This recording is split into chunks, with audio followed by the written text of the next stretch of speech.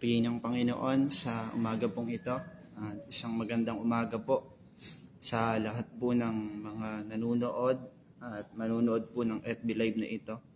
Hayaan po natin na sa umagang ito ay masimulan natin yung ating pong umaga na tayo po'y nag-aaral ng salita ng Panginoon nang sa ganon ay matiyak natin na itong maghapon na ito ay patuloy na maging matagumpay ang lahat po ng ating pong mga gagawin. Bago po sa pag-aaral ng salita ng Panginoon, nais ko pong manalangin. Panginoon, salamat po sa inyo sa umaga pong ito. Kayo po'y napakabuting Diyos. At wala po kayong katulad, Panginoon. Maraming salamat sa pagkakataon na ibinigay niyo po sa amin para kami po'y makapag-aral ng inyo pong mga salita. Hayaan niyo na sa maikling pag-aaral namin, Panginoon, ay magamit niyo po ito para mapalakas yung aming pong pananampalataya sa inyo at mapalago, Panginoon, yung aming pong pagkakilala sa inyo, Panginoon. Maraming salamat po at hayaan niyo na kayong magtagumpay sa amin. Bigyan ninyo kami ng malalim na pagkaunawa patungkol sa inyo pong mga salita. Nang sa ganon ay maintindihan namin kung ano po yung mga dapat naming gawin, Panginoon. Salamat po at kayo po ang siyang maitaas sa amin pong pag-aaral, Panginoon. Sa inyo po ang papuri sa pangalan ng Panginoong Jesus. Amen and amen. Muli isang magandang umaga po sa lahat po ng mga nanunood ng FB Live na ito. At hayaan natin na sa umagang ito, katulad ng sabi ko po sa inyo kanina, ay masimulan natin yung ating pong umaga ng pag-aaral at pagbubulay-bulay ng salita ng Panginoon. Sa umaga pong ito, may nais po kong talakayin at hayaan natin yung mga bagay na ito ay magamit natin at magsilbing aral po sa atin bilang mga mananampalataya ng Panginoon para doon sa ating pong pananampalataya sa Panginoon. At ito po pinamagatang kong Do you want wisdom? Mga kapatid, bilang isang mananampalataya ng Panginoon, napakahalaga na meron tayong karunungan na nanggagaling sa Panginoon. Sapagkat pwede tayong maging matalino sa mundong ito dahil sa mga tao na nasa paligid natin na nagtuturo sa atin at dahil sa mga guro na kung saan ay nagturo sa atin para malaman natin yung mga katotohanan din na itinuturo ng mga guro sa atin. Pero napakahalaga na nagkaroon tayo ng karunungan na nanggagaling sa Panginoon sapagkat kahit anong talino na meron tayo ay hindi natin siya maisa sa pamuhay o magagawa kung wala yung karunungan na nanggagaling sa Panginoon. Ang sabi nga po dito, ang kaalaman ay para malaman mo ang katotohanan.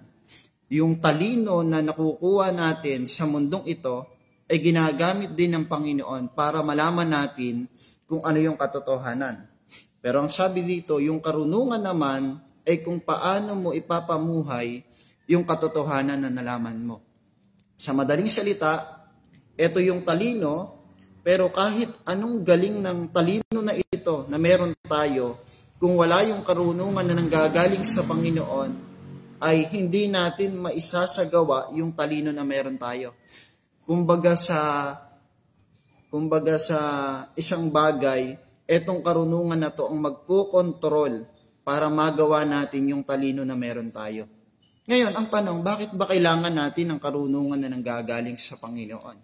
Sabi po dito, sa unang pag-aaralan po natin, para mapagtagumpayan ang mga hilig at maling kaisipan ng sanlibutan ito. Napansin ko lang, sang-ayon lang din po sa aking pag-aaral, ng isang tao, once na nagiging matalino, once na dumadami yung kanyang alam, ay lalo siyang nagmamalaki. Kumbaga, umaasa na lang siya doon sa magagawa niya sa sariling kapamaraanan niya. Pero bilang mga mananampalataya ng Panginoon, sabi ko nga po sa inyo, napakahalaga na maging marunong tayo sa lahat ng mga bagay na atin pong gagawin at sa lahat ng mga plano na ating pong pagpapasyahan. Ang sabi po dito, para mapagtagumpayan natin ang hilig ng laman at maling kaisipan. Merong talata sa Biblia sa Santiago o James, chapter 3, verse 13. Nais ko pong basahin ito at hayaan natin na mapakinggan po natin. Sabi po dito, sino sa inyo ang marunong at nakaunawa? Ipakita niya ito sa pamagitan ng wastong pamumuhay na bunga ng kapakumbabaan at karunungan. Ngunit kung ang naghahari sa inyong puso ay inggit, makasariling hangarin, huwag ninyong ipagmalaki at huwag ninyong ikaila ang katotohanan. Kung bakit kailangan natin ng karunungan, sabi ko nga po sa inyo, once na nagiging matalino ang isang tao at dumadami yung kanyang kaalaman, nawawala na yung pagtitiwala niya sa Panginoon. Gumagawa na lang siya ng sarili niyang mga bagay at sarili niyang pagpapasya. At ang nakakalungkot, nabasa ko sa isang quotation kanina, na kapag nagsimula ka ng manlamig sa pag-aaral mo sa salita ng Diyos, sabi doon, ay diyan na magsisimula yung mga desisyon at yung mga bagay na gagawin mo na magdudulot sa iyo ng pagkalayo mo sa Panginoon. At ang sabi dito sa sumunod, ang ganyang karunungan ay hindi galing sa langit. Yung pagmamalaki, yung paggawa sa sariling kapamaraanan, pagdating sa Panginoon ay hindi daw po nanggagaling sa Kanya.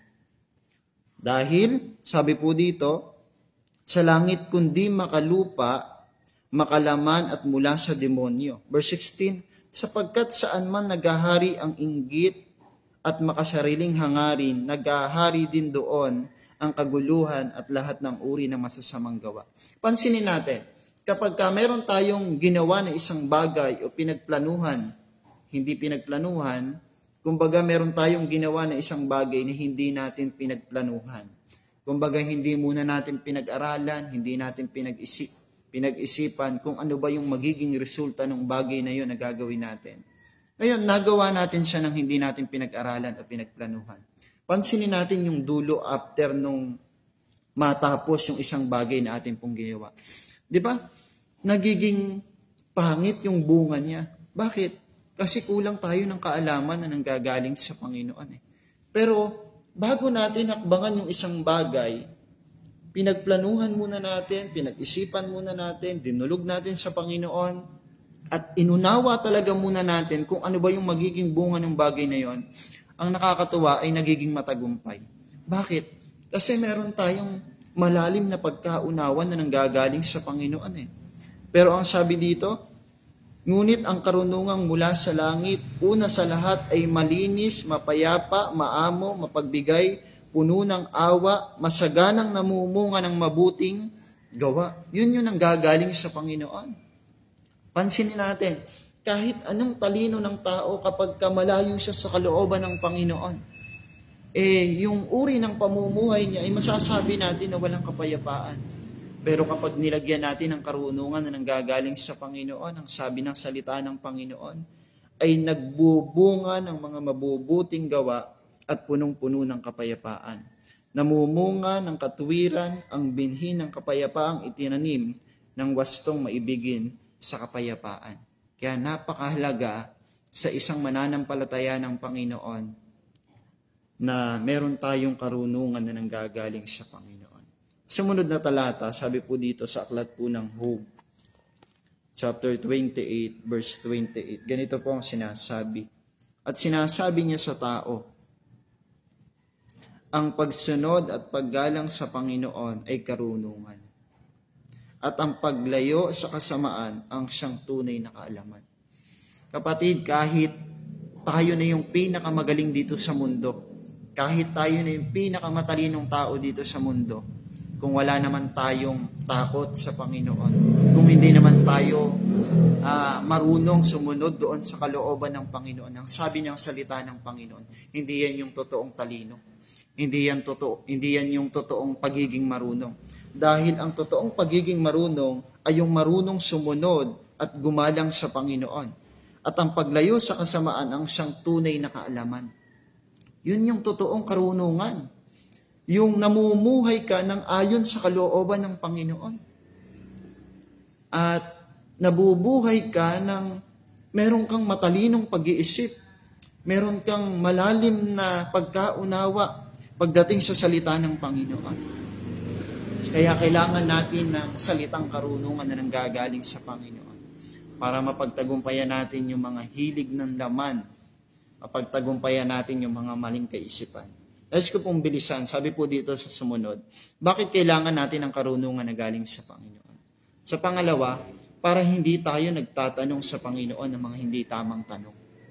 Marami sa atin, mga mananampalataya ng Panginoon, kapag dumadanas tayo ng mga sitwasyon na kung saan ay hindi pumapabor sa atin, diyan na nagsisimula yung mga pagtatanong sa Panginoon.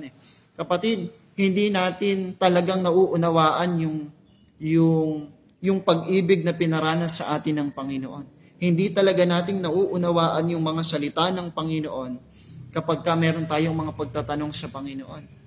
Kasi ang naidudulot ng karunungan na meron tayo na galing sa Panginoon, ay hindi natin magagawa na magtanong sa Panginoon.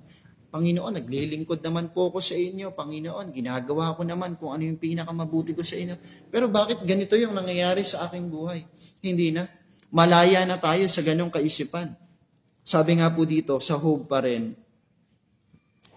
chapter 38, verse 1. Tingnan niyo po ang binabanggit dito.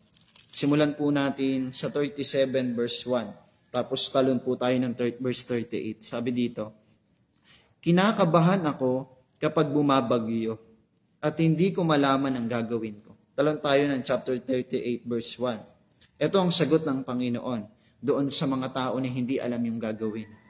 Pagkatapos nito, sumagot ang Diyos kay Job sa pamagitan ng malakas na bagyo. Sino kang mag-aalinlangan sa aking kaalaman? Lalo lamang lumilitaw ang iyong kamangmangan. Kapatid, nakakalungkot. Maraming pagkakataon ng ating pong buhay ginagamit na tayo sa anumang uri ng paglilingkod. Pero kapag dumanas tayo ng matinding problema, masasabi lang natin na maliit na problema ay nagagawa natin magtanong sa Panginoon. Ang sabi ng salita ng Panginoon, at mismong Diyos ang nagsasalita po nito, lalo lamang lumilitaw yung ating kamangmangan. Kapag nagtatanong tayo sa Panginoon ng mga bagay at mga tanong na hindi naman tama. Hindi masamang magtanong sa Panginoon kung ano yung kalooban niya sa atin. Pero kung nagrereklamo na tayo sa pamagitan ng ating pagtatanong, kapatid, ang sabi doon, lalo lang tayong nagiging mangmang sa harapan ng Panginoon. Kaya napakahalaga sa atin na magkaroon tayo ng mas malalim na pagkaunawa sa salita ng Panginoon. Para kapag dumating yung isang sitwasyon na masasabi natin na hindi natin kaya, yung isang sitwasyon na masasabi na natin na mahirap na ito, Panginoon. Pero hindi natin magagawang magtanong sa Panginoon. Bagkus, mas lalo tayong lumalapit at nagpapasalamat sa Panginoon sa mga sitwasyon na dumadating sa atin na kung saan hindi pumapabor sa atin. Bakit? Doon mas nakikita yung mas malalim na pagkakilala at pagkaunawa natin sa salita ng Panginoon. Saklat pa rin po ng Job chapter 40, sabi po dito. Simulan po natin sa verse 6. Sabi dito, buwat sa bagyo. Ito po'y kasunod nung talatang binasa din po natin kanina. Sinagot ni Yahweh si Job, tumayo ka ngayon at magpakalalaki ka.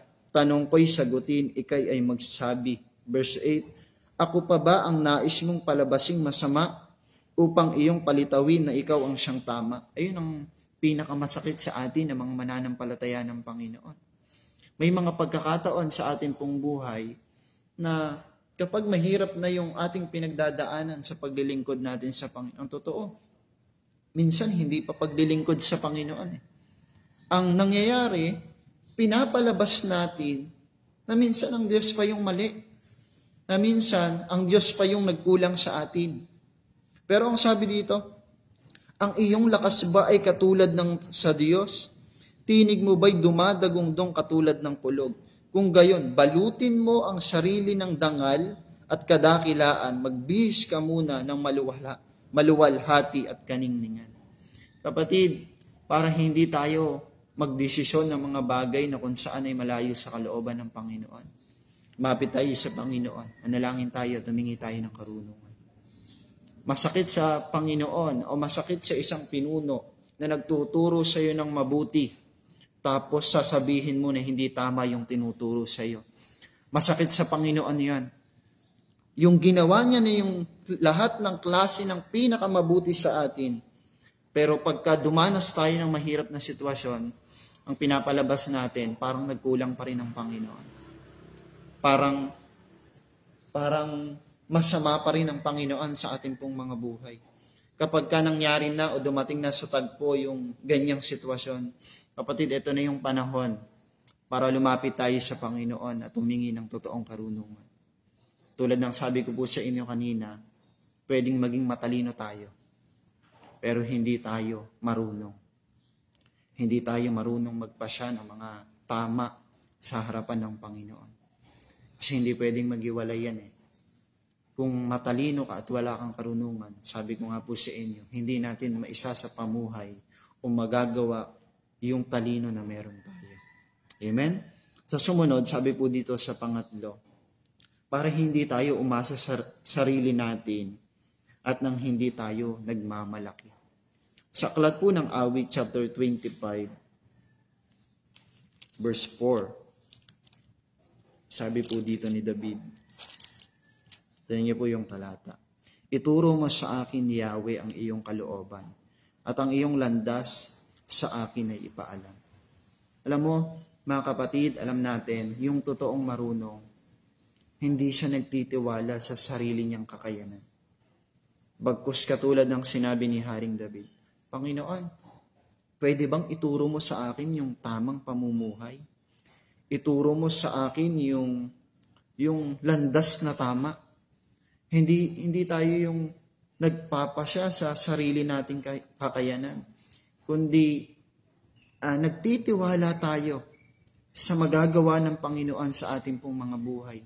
Once na lumalalim yung pagkakilala natin sa salita ng Panginoon, yung lalo tayong nagkakaroon ng karunungan na nanggagaling sa Panginoon, ito yung nagiging bunga. Mas lalo tayong lumalapit sa Panginoon. Mas lalo tayong dumudulog sa Panginoon. At mas lalo pa tayong humihingi sa Panginoon ng pagsama niya, nang sa ganon ay mabigyan niya tayo ng karunungan.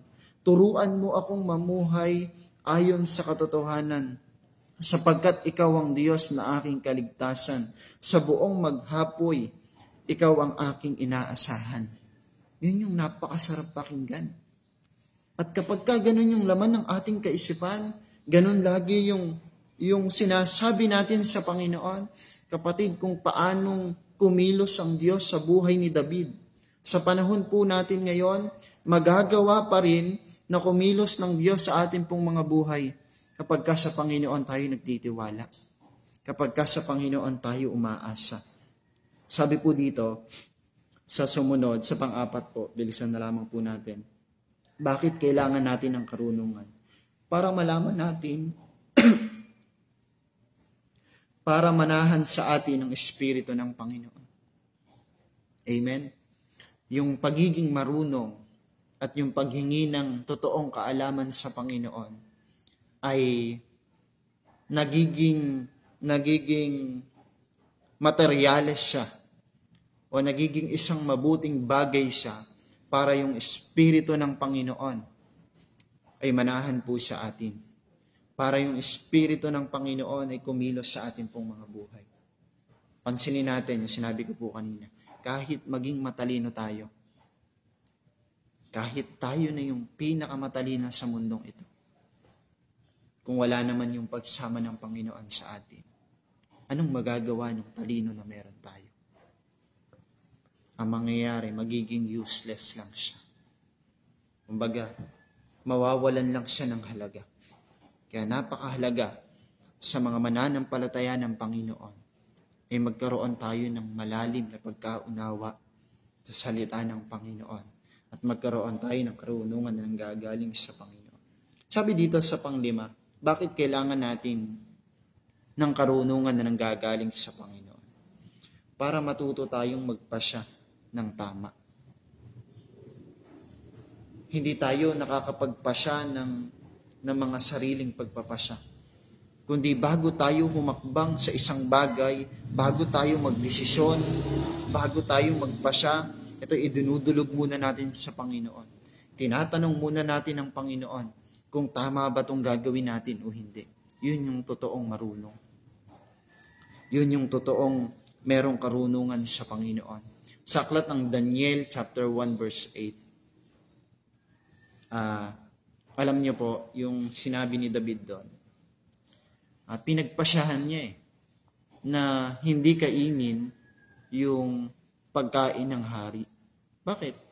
Aanuhin natin yung masarap na pagkain kung yun naman yung magiging dahilan ng ikakapahamak natin. Di po ba? Kaya napakahalaga sa isang tao na bago mo talaga hakbangan yung isang bagay, ay intindihin at mas unawain mo pa talaga Para pagdating natin doon sa pangyayari na yon, o nandun na tayo sa dulo ng isang bagay na atin pong ginawa, hindi natin pagsisisihan. Bagkus magpapasalamat pa tayo sa Panginoon. Bakit? Nauna ang Panginoon Nauna ang Panginoon. At ang napakaganda sa ating mga mananampalataya ng Panginoon, hindi natin tinataas yung sarili natin, kundi ang laging tinataas natin sa lahat po ng ating mga ginagawa, walang iba kundi ang Panginoon. At marami po ito. Sabi pa po dito, bakit kailangan natin ng karunungan na nanggagaling sa Panginoon? Para matuto tayong magpuri at magpasalamat sa Panginoon.